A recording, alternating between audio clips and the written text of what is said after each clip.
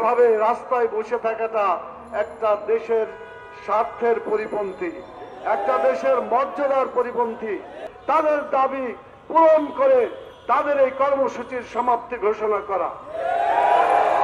আজকে এই দাবি মানা না হয়, বাংলাদেশের যে সমস্যা, অগণিত সমস্যা, এই সমস্যা যদি যুক্ত হয় তাহলে দেশটিকে আমরা গন্তব্যস্থলে নিয়ে যেতে পারবো না।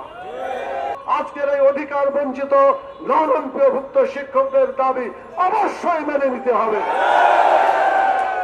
বাংলাদেশের শিক্ষা ব্যবস্থাকে সুন্দর করার জন্য, শিক্ষকদের মর্যাদা ফিরিয়ে আনার জন্য ফ্যাসিস্ট সরকারের একজন মন্ত্রী তার বাড়ির সংখ্যা লন্ডনে সম্ভবত 360টি বাড়ি তারা করেছে। আপনারা বলেন একটা মানুষ বাস করার জন্য কয়টা বাড়ি দরকার?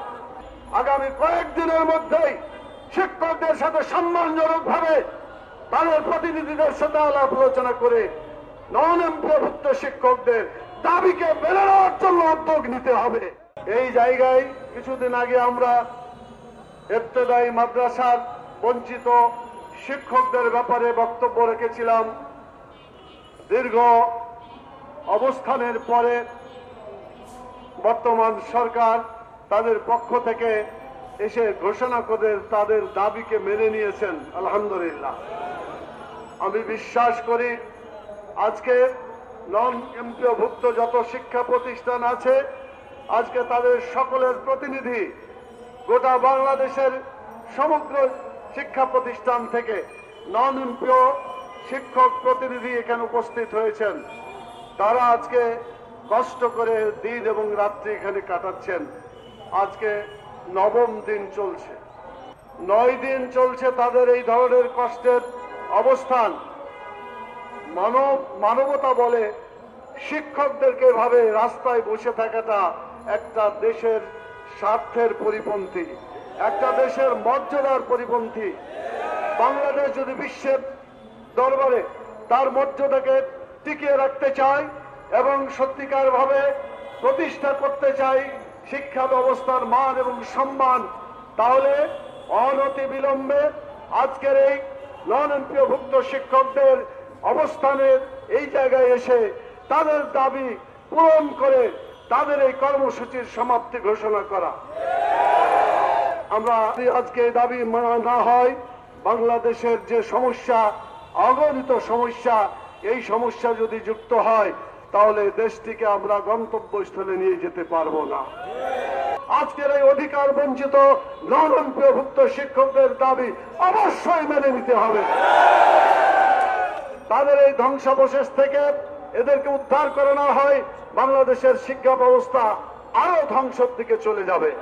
সেই জন্য বাংলাদেশের শিক্ষা ব্যবস্থাকে সুন্দর করার জন্য, শিক্ষকদের মর্যাদা ফিরিয়ে আনার জন্য, আমাদের ছোট ছোট ছেলেমেয়েরা বিভিন্ন জায়গায় যে স্কুল কলেজ মাদ্রাসায় লেখাপড়া করে সেই সমস্ত ছাত্রদের শিক্ষা জীবন একটা ব্যাহত হবে এবং তাদের শিক্ষা জীবন ব্যাহত হওয়ার ফলে আগামী দেশের জেনারেশন সত্যিকার ভাবে গড়ে উঠতে পারবে না।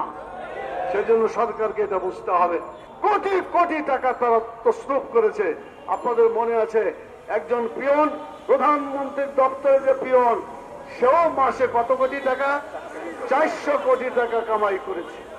তার মানে জনগণের টাকা আত্মসাৎ করেছে, কিন্তু তার কোনো বিচার হয় নাই। ঠিক তেমনি ভাবে আপনারা দেখেছেন ফ্যাসিস্ট সরকারের একজন মন্ত্রী তার বাড়ির সংখ্যা লন্ডনে সম্ভবত 360টি বাড়ি তারা করেছে। আপনারা বলেন একটা মানুষ বাস করার জন্য কয়টা বাড়ি দরকার? একটা হলেই তো চলে। আর এসব বাড়ি করেছেন, এই বাড়ি কোনো কাজে লাগবে না, কবরে যায় সব খবর আদায় করা হবে। এই টাকাগুলো উদ্ধার করে এমপিওভুক্ত শিক্ষকদের এখন থেকেই বেতন চালু করা হোক। আপনারা নন এমপিওভুক্ত যারা আজকে শিক্ষকরা এখানে আছেন, তাদের বেতন না থাকলে তারা লেখাপড়া করবে কিভাবে? আগামী কয়েকদিনের মধ্যেই শিক্ষকদের সাথে সম্মানজনক ভাবে তাদের প্রতিনিধিদের সাথে আলাপ আলোচনা করে নন এমপিওভুক্ত শিক্ষকদের দাবিকে মেনে নেওয়ার জন্য উদ্যোগ নিতে হবে।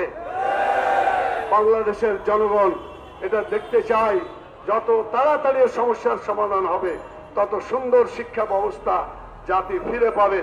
এই শিক্ষকরা রাস্তায় পড়ে থাকলে লেখাপড়া ক্ষতিগ্রস্ত হচ্ছে, শিক্ষকরা ক্ষতিগ্রস্ত হচ্ছে, গোটা জাতি ক্ষতিগ্রস্ত হচ্ছে, আন্তর্জাতিক বিশ্বে বাংলাদেশের মর্যাদাহীন হয়ে পড়ছে। সেজন্য আজকে আমি অনুরোধ করব আর সময় না নিয়ে তার যত দ্রুত সম্ভব শিক্ষকদের এই দাবিকে মেনে নেওয়ার জন্য।